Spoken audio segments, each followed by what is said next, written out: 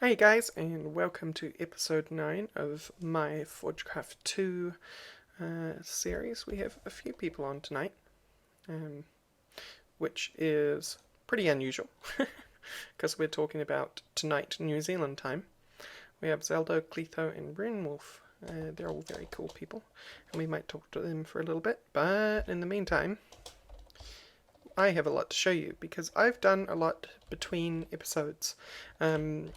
It was Queen's birthday this weekend, so I actually took the weekend off from filming, which is why you'll notice that there was no Minecraft between a couple of the Witcher episodes I put up.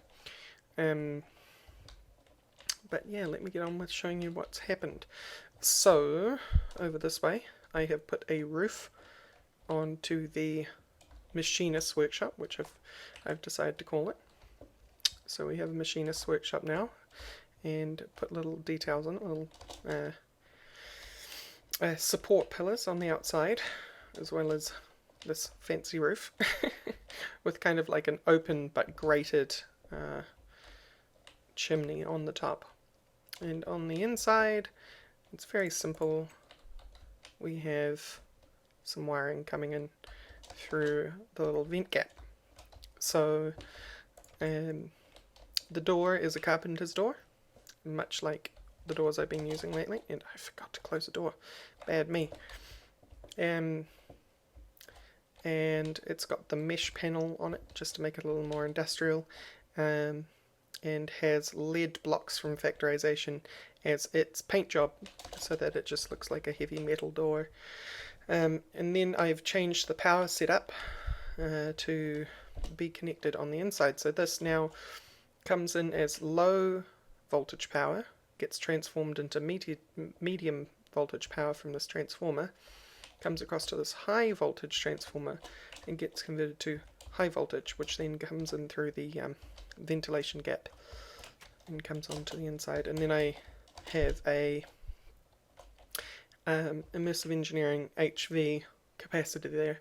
As you can see, it holds 4 million RF. And I hooked the external heater up to it because I needed a lot of fitted quarried stone for something that I'm going to show you. So there's the roof, and then I made the little storage thing, which took a lot of quarried stone. Open up. So, in here we have this stuff.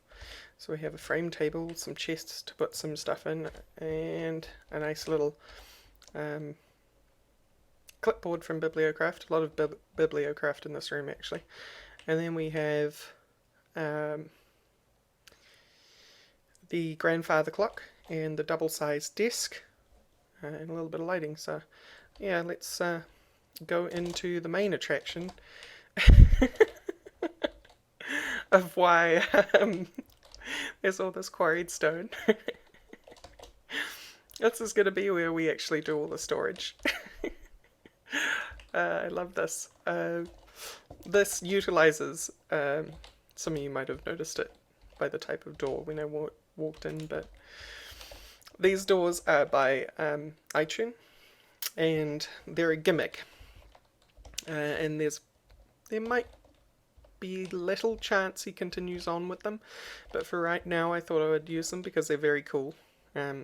Basically, if you have two doors of the same type, in this case the wooden door, the back side of them, as long as it's within 128 blocks, after a certain amount of time will link to any other door of the same type within those 128 blocks.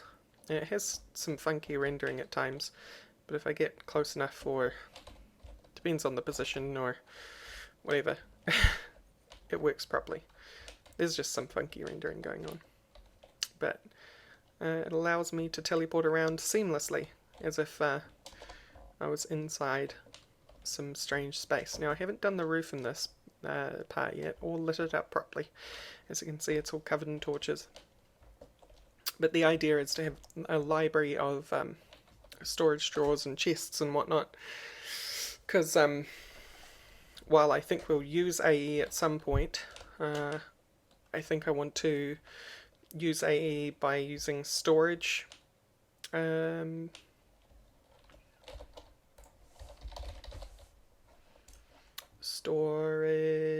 buses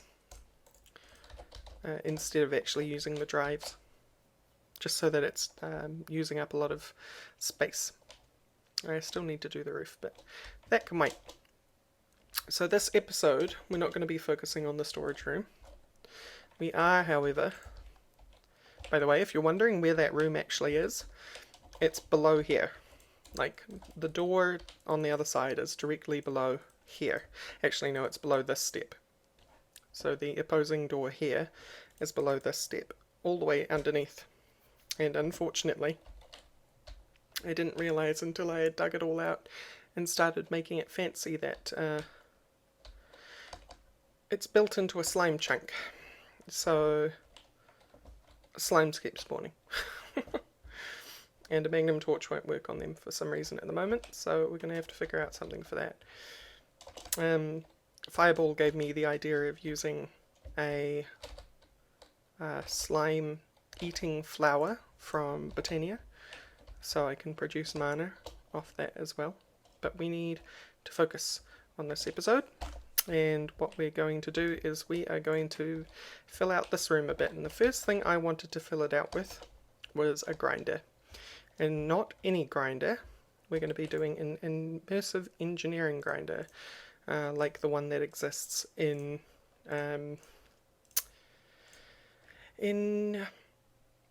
Digger at the moment, in the Industrial Blight. So I'm going to need those things. Yes, I think that's all I'm going to need. Plus my immersive engineering hammer. If the server responds. We've been having lag issues again at the moment. Not too sure where it's coming from. But it's part of Forgecraft life, unfortunately. Bleeding edge mods means bleeding edge lag. So there's the funny problem of this workshop, because I've already gone ahead and tried to fit this thing in off camera. And ideally I would want the part that connects to the power to either be here or here. So this thing as a shape is 3 by 5, right? And on one side of this shape, on one side of that 3 long section is where the power is. And I want that 3 long section for the power to be as close to this HV capacitor as possible. Unfortunately, because of the version of immersive engineering the server is running at the moment, the grinder cannot be positioned in such a way that the power is on that side. The power is only on this side or on this side. So we're going to have to figure out some way to power that, and I think we'll just connect it to the roof of the HV wire connector or some way, but we'll set it up first anyway. And how we're going to do that is... See, I could put the grinder over here, and that would let me do it, because then I could put the power over here or over here, because that's the 2 flipped options that I have, and you'll see once I actually start building it what I'm talking about. But if it's over there, it's on the door side, and I would like to put the machines opposite the door. What we'll do is we'll do it this way for now. Oh, someone's doing some blood magic. We'll do it this way for now. And we'll figure out as we go. So to build one of these things, the bottom layer needs to look like this. So it's 5 by 3 and has 3 light engineering blocks on the side that the power is going to be on, and 2 in the center.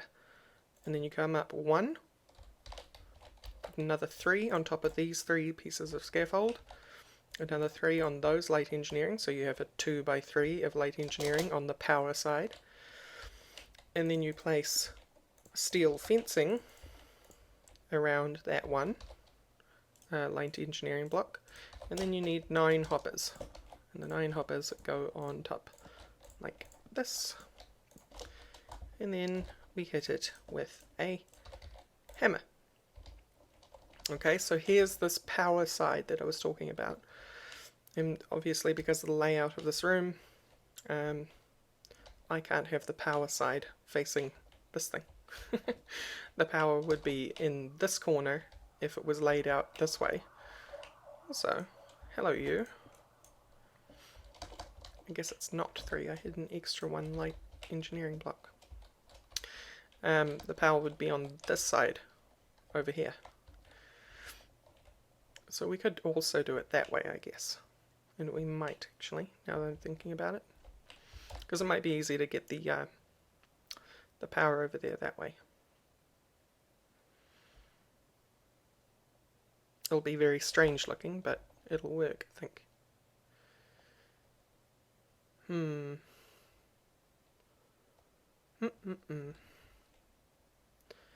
What to do, what to do.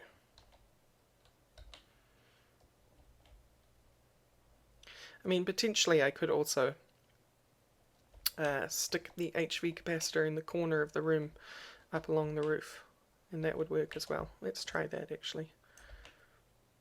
Since everything is going to be on the wall, may as well align it so it's on the wall. And we'll make you input. I'll turn you off. Ugh. The rendering doesn't respond very well. Input, output, off. Cool. So now this, and steel wiring, and might attach. Yeah, it attaches just great.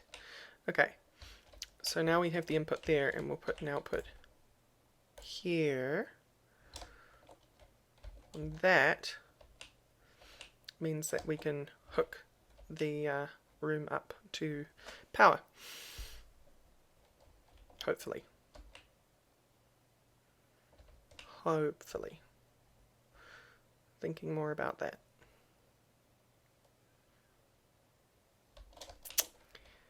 Okay, here's what we're going to do. We're going to come out this way. I need to get another connector and another relay. HV power requires relays. You can't just use the connectors for it. So this is an HV connector and this is a relay. And that's high voltage cabling. So with that, I should be able to do something like this. Oh, please be output. Like that, and high voltage cable. Okay, so also you need to turn off. I'm going to assume you're off.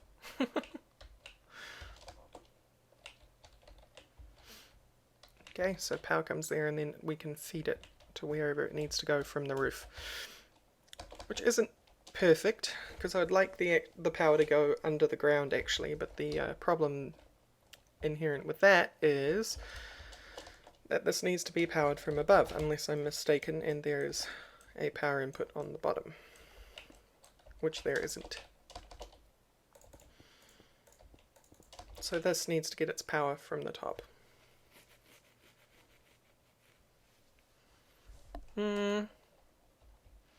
Actually, I think I have another idea. I'm going to have to break everything again for to do that. And that was kind of dangerous because I think even if that has 0 power, it will still destroy items that fall into it.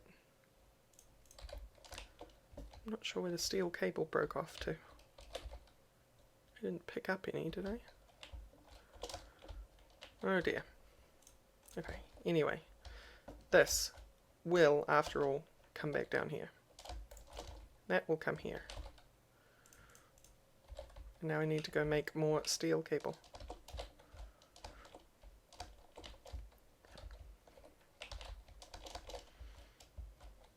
So to make some steel cable, no, high voltage. Oh dear.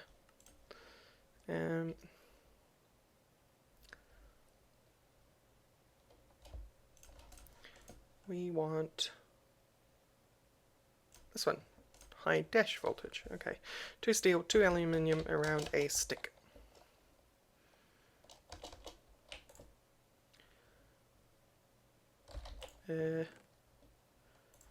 Sticks. We'll just make lots of sticks. And then we will make lots of this. So let's get 16 of you. And 16 of you. 1, 2, 3, 4, 5. And high voltage cable.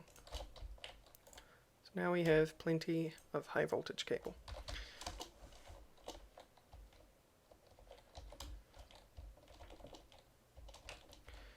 We will connect you to there. And move this stuff. So now what I'm going to do is I'm going to go make some conduit, some power conduit.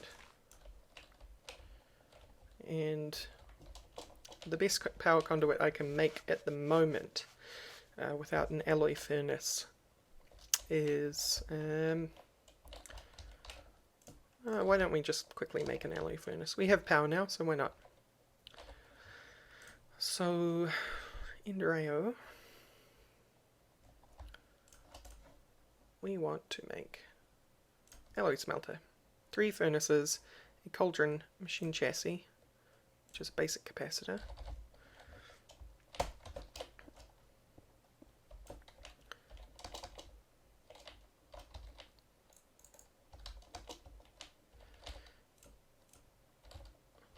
I have 6 furnaces. Oh right, because of the 3 that were around the heater. We want gold nuggets. 1, 2, 3, 4. May as well make a bunch of them. And in this case, a bunch is 4. 1, 2, 3, 4. And 8 redstone. Blap. Damn it. It's not or dictionaried. So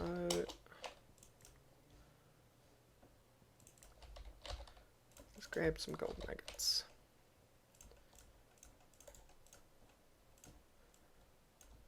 One, two, three, 4.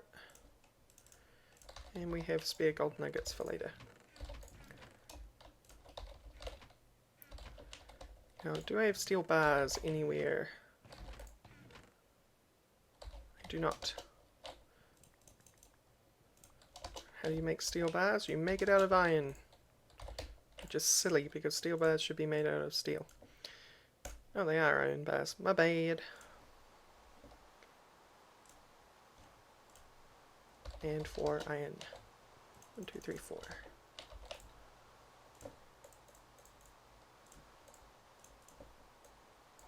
I'm sure a machine chassis used to take a useless little wooden cog. Basic gear. Rather than a capacitor. But I guess it takes a capacitor. And a cauldron, and so 7, 8, 9, 10, 11 iron. And we should be good to go.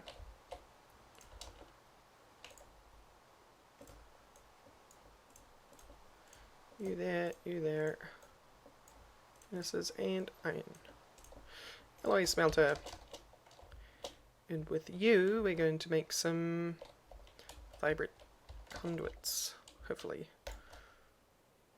Or if not vibrant conduits, we're going to make some amount of conduits.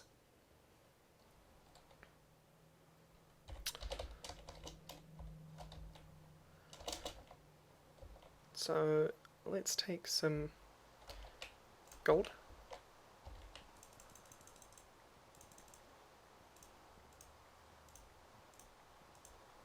Some redstone. Oh, server lag.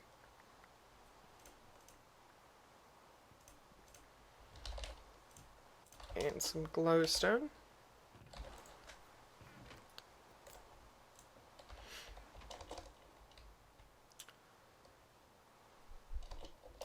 We won't be making vibrant conduits, we'll be making energized conduits. So it's making alloy at the moment. And to make the enhanced energy conduit, we're going to need conduit binder, so we're going to need to make some of that, which is not hard.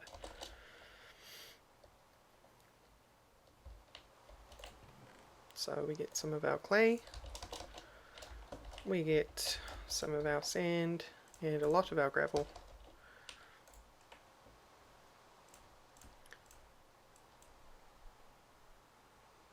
Ugh. Taking the gravel out went into the div null.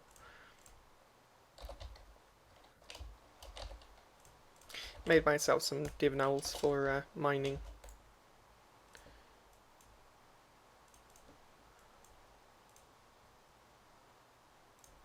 Sand and clay. Conduit binder. Okay. My inventory is a mess. That will be sorted very shortly. Excuse me. Go in there.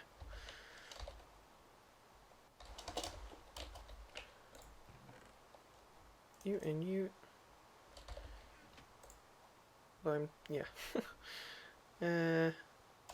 It can go in there for now. This, and this. And those. But I can't put that in there.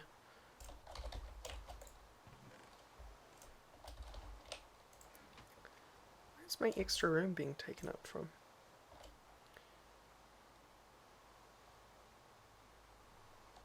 Oh well. Looks like we're setting the external heater back up, by the way.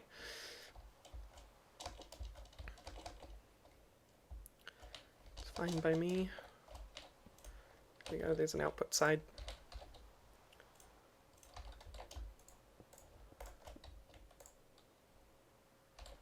Although, we'll see in a second. Yes, I did not.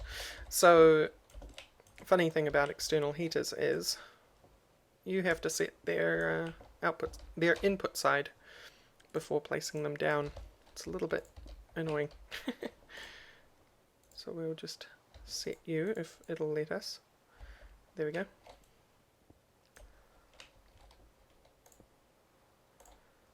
Right, and that should work.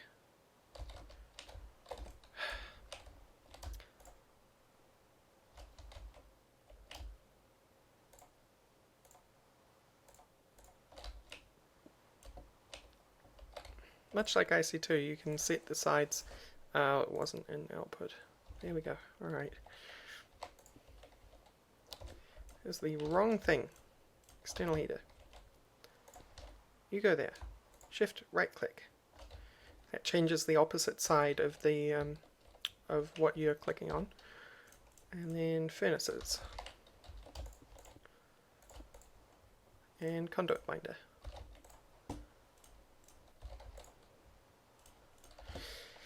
And we should have enough. We do. In fact, I'll wait for one more.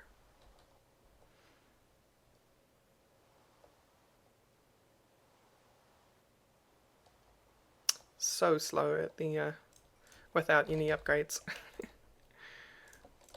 So we get lots of conduit binder per completed smelt. I'll just show you. I think it's 8. It's 4. So now we come out here. We will put a crafting table in there. Not sure why I didn't put the energistic enhanced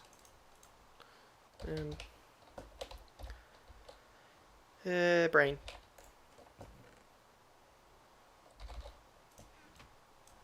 Crafting table, crafting station. It'll make things easier for the future. You can just go there. Right, so here's what I was thinking of doing. We go under the ground, and I'll go into bat mode for this. And we want to come down.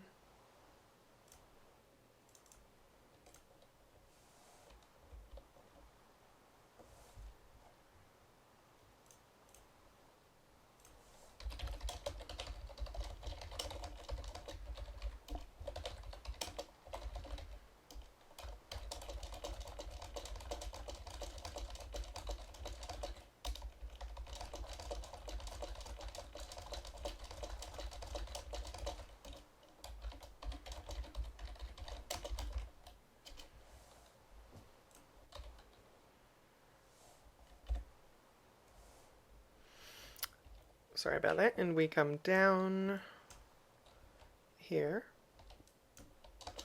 under the floor.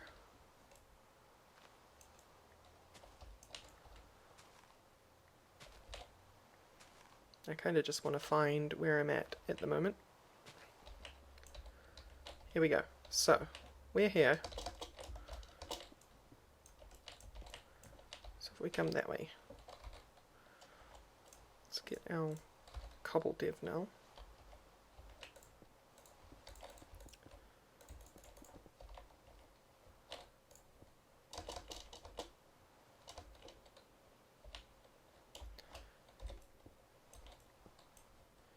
Actually, not sure why I did that because I need to go this way. Right, okay, much better. So now if we take our engineering hammer and whack the side of this, input, output, take the conduit down from here. Yeah, that's filling up with energy nice and quickly. Come along this way.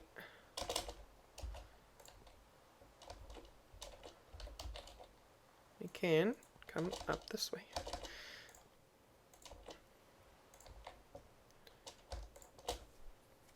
And I know it looks ugly at the moment, but there is a fix. And it might not get done this episode, but it involves the painting machine. And we need to make some electrical steel for that. Which takes some silicon, coal powder and iron. We don't have silicon or coal powder at the moment, but we can get it from this thing. But now we can fill in the holes. Okay, so now we want to set up, I know what I'm doing, flew out there for no reason. What I actually wanted to do was get this. Because we are going to set up, it's like a sort of furnace multi-block thing. It's going to be using as many sides of this as possible.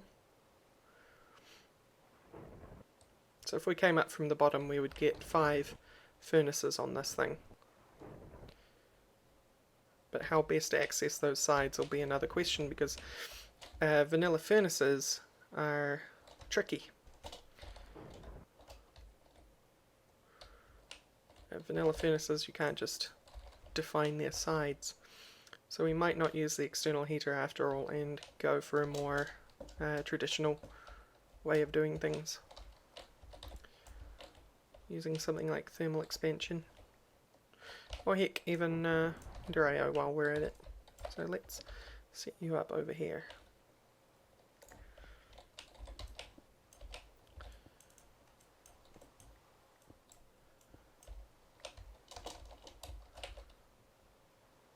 Yep.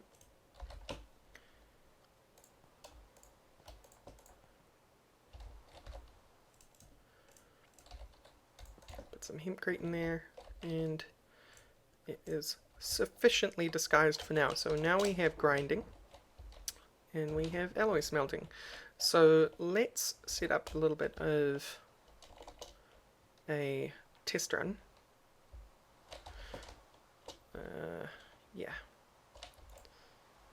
might have enough conveyor belts. Let's make some more. 1, 2, 3, 4, 5, 6, 7, 8. I have lots of leather and 16. No, that's silver, not iron. And 69. Okay.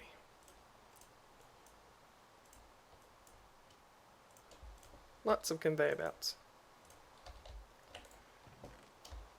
Those will come in handy in the future. Guarantee it. So, the grinder, the industrial grinder here, this cool multi-block, it outputs things onto conveyor belts. And these are all facing the wrong way. I can spin them, but we'll just place them so that they're facing the right way. Really, that one should just be going like that from the start.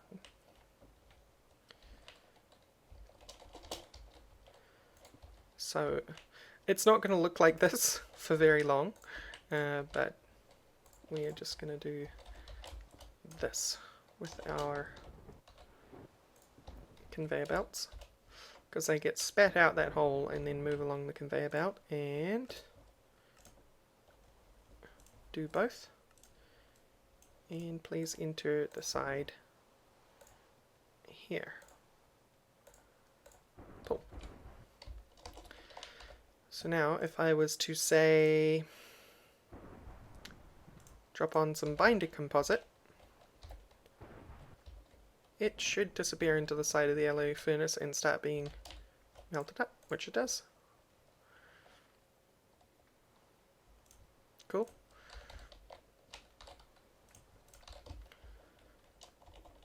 So now what I should also be able to do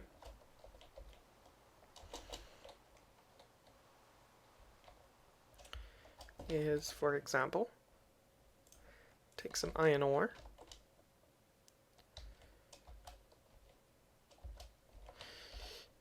and we're going to break that one. The reason for that is I'm going to go get a chest. You'll do, you're not being used for anything whatsoever. Except apparently storing some crucibles. Incense crucibles, that is. And we'll get into what those are in a later episode. Because this pulls from the side, you can stick a chest there and it'll pull out of the chest. Because we are going to need a buffer. And in it goes.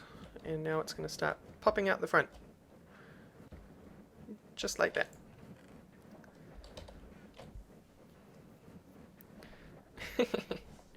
Pretty cool, right?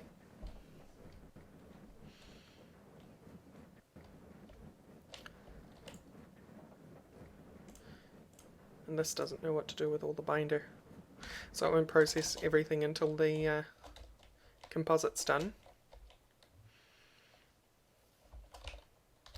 So I need to find a home for the composite actually, and I don't have one. So it can go into here for now. I'll take that iron grit with me. Oh, I have so much binder composite. Conveyor belts, you can go, whoa, you can go in here. It's weird, you right click on wooden storage crates and it tries to place the item before it even tries to open the crate. Very strange. Should talk to Blue Sunrise about that.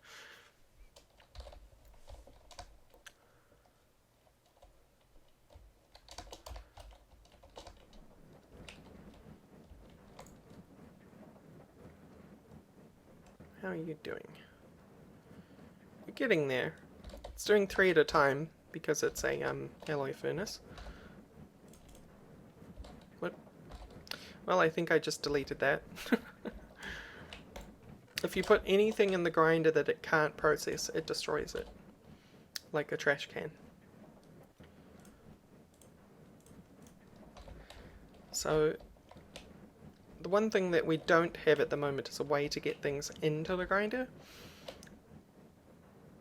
and I think we'll have to think about that between episodes. But for now we have a little more stuff that we want to hook up, like these two machines that are sitting out here. Move them inside.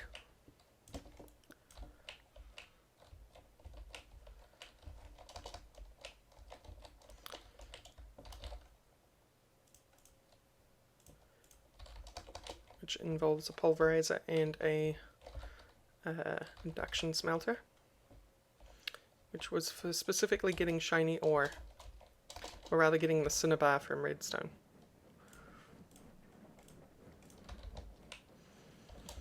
So for now those can be set up like that, and once again we'll just dig underneath and supply it with enhanced energy conduit, which I don't have enough of, but I know I have some more energetic alloy.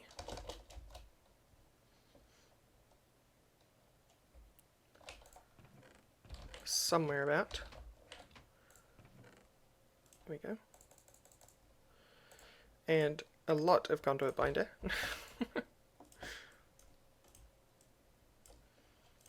So we can just do something like that.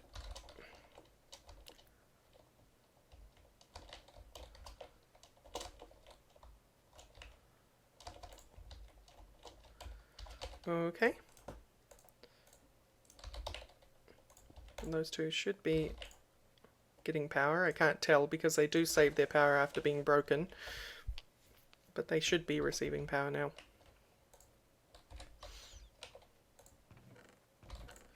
What are you doing? You still have more conduit binder. Oh boy. It's going to take a while. But that's done processing all that iron grit. So the cool thing about the grinder is what I'm about to show you, and I'm hoping that chest can keep up with it. It'll be able to keep up with it a lot better if I give the Ender IO thing a output chest actually. So let's sort that out. And then I think we'll actually have to call it an episode, unfortunately. And then between episodes I think what I'll do is I will tidy up that room a bit more. Get a better layout of what's going on and what's going to be in here. And come back to you. So we want this to be push. Right. And now I'm going to show you the coolest thing about the grinder in the entire world. I have too much. Where did I get this bone meal from? That is bizarre. It must have been in that chest I broke. So let's put you in here, you and you. Doing inventory management. I'm so out of room. It's a good thing I made that storage area, which we're going to move into next episode as well, hopefully. So I'm just going to chunk all this junk in here. Except those two actually have homes. Now I get to show you what I wanted to show you. Which is, if we just take like all the metal I know that gets processed by this thing. Tin, lead, lead, silver, tin, silver, iron, ferrous, copper, more iron.